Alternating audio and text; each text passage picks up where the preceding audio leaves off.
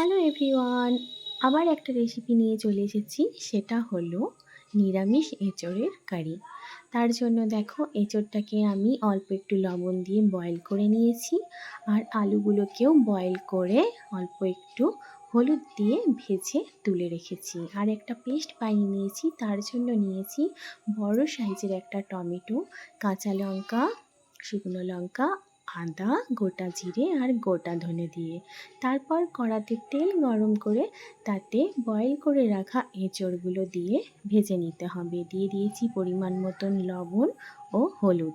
খুব ভালো করে এঁচোড়গুলো ভাজা হয়ে গেলে তাতে দিয়ে দেব বানিয়ে রাখা মশলাটা। মশলাটার সাথেও খুব ভালো করে কষাতে হবে এঁচোড়টাকে। আমি কিছুক্ষণ ঢেকে রেখে কষিয়ে নিচ্ছি।